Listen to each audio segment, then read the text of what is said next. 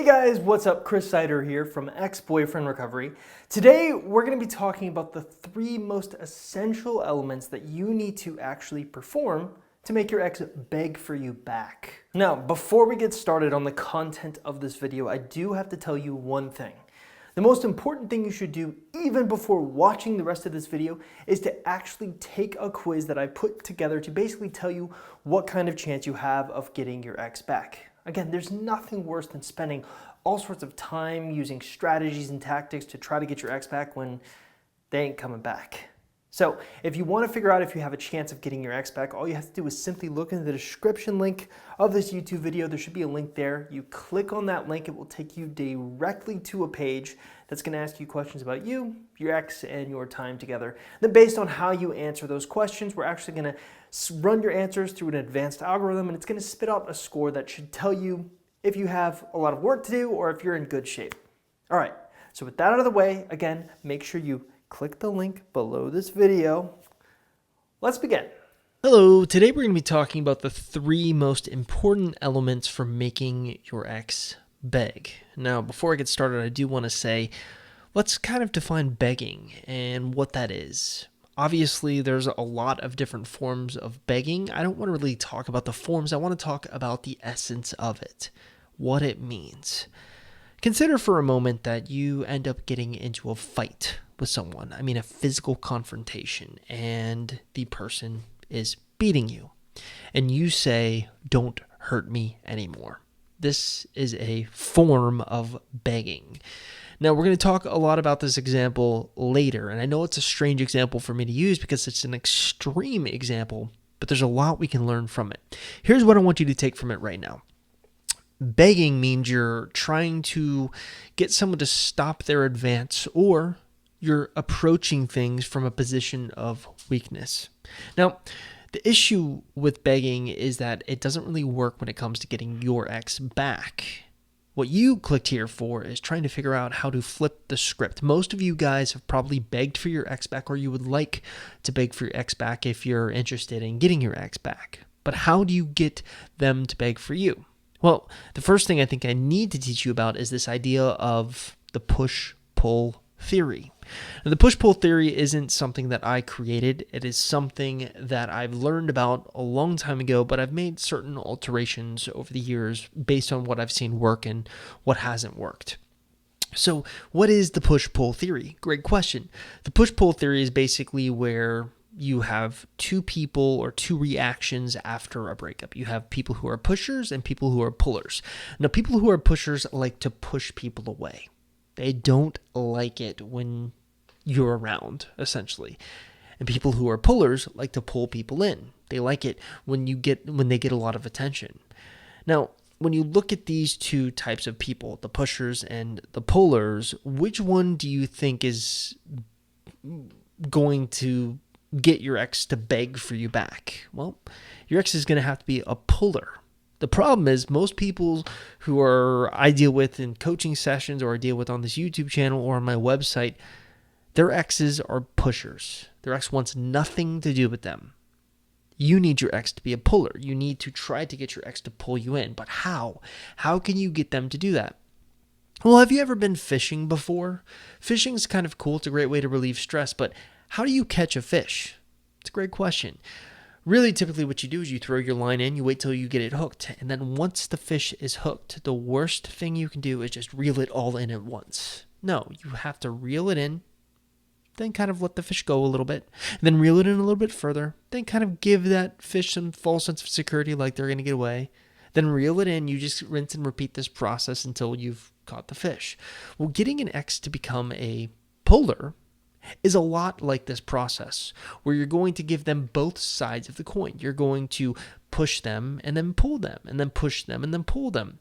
People really care about emotions. That's really what drives us a lot of times, especially when it comes to relationships. So you can't really logic your way out of this. Sure, I deal with logic a lot. I'm teaching people to become more logical, especially when it comes to their breakups. But if you want your ex to become a puller, if you want them to actively want to be around you, it's important for you to understand that you have to get them to invest into you. And the best way to do that is to get this interesting kind of two sides of the coin where you're pushing and pulling. You're making them go through this emotional roller coaster, and as a result, they invest a little bit more. Now, this is the perfect segue into the second element. The second element of making your ex beg is the juxtaposition of investment and fear of loss. Now, a lot of times what people don't realize is that I talk a lot about the fear of loss. I talk a lot about its importance, especially when it comes to getting your ex back.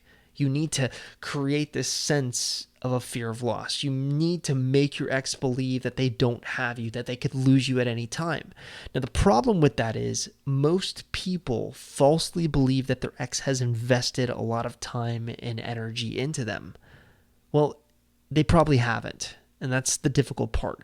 If you don't have any kind of investment from your ex, when you do try to use any kind of fear of loss tactics, they're not going to really care. What matters is if they invest into you.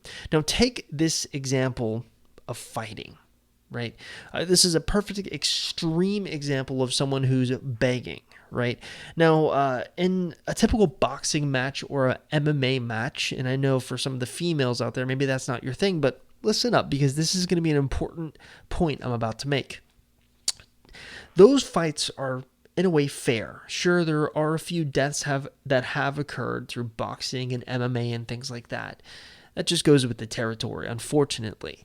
But there's a referee involved, right? The referee's job is to ensure that the fight is fair and also no one's life is at stake in this kind of an extreme sport. But what if you got into a fight with someone and there wasn't a referee? Just in the backside of an alley, and this person is beating on you, and you're begging for this person to stop, to not hurt you anymore. Well, why? What would cause you to beg? What's in it for you? Where's the investment here? Well, the investment in this particular case is the fact that your life could be lost. You could lose your life. That's a pretty big investment. You've invested a lot of time, energy, emotional capital into your life. You don't want to lose it. So when you feel that you're going to lose your life, you start to beg. Now that's important, especially when it comes to relationships, because obviously this isn't like a life loss thing, but what you're trying to do is get your ex to invest enough emotions, physicality, time, money, energy, thoughts, you name it. The more they invest into you, the more that they're going to have at stake to lose, the more leverage you're going to have. Now that brings me to my next essential element, and that is gaining leverage. A lot of times people try to approach their exes and get their exes back, or make their exes beg for them back from a position of weakness, which is essentially this position right here, where you're begging for someone to stop, or you're begging for someone to do something that you want them to do. The problem is you don't have any leverage. In order for, let's again use the fighting example. In this particular example, who has more leverage? You who's getting beaten, or the person who's beating you? The person who's beating you. They have what you want. They have the ability to stop the pain. Leverage is important. Now, what is leverage in our particular case with exes, with relationships? In many cases, your leverage is going to boil down to two simple things. The first one we've already talked about. It's investment. How much have they invested into the relationship? Because once you've gotten your ex to invest enough time, energy, money, emotional capital into the relationship with you, you've got leverage. But there's another way you can get leverage, and that's by understanding why your ex would want to get back together with you. It just is shocking to me how many times I'll be on the phone with a client and I'll say, okay, let's run through this quick exercise. Why would your ex want to get back with you? List the reasons out for me, only to get a deer in headlights look from them, where they have no clue why their ex would want to get back with them. That's a problem. You need to figure that out and go all in on it. Those are the two big types of leverage that you have to play with. Pretty much every strategy is going to boil down to those two things.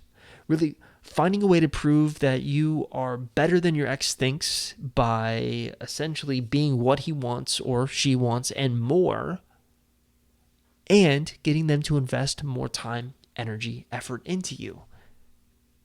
Now, if you do all three of these things, it's likely that you have a great chance of making your ex beg for you.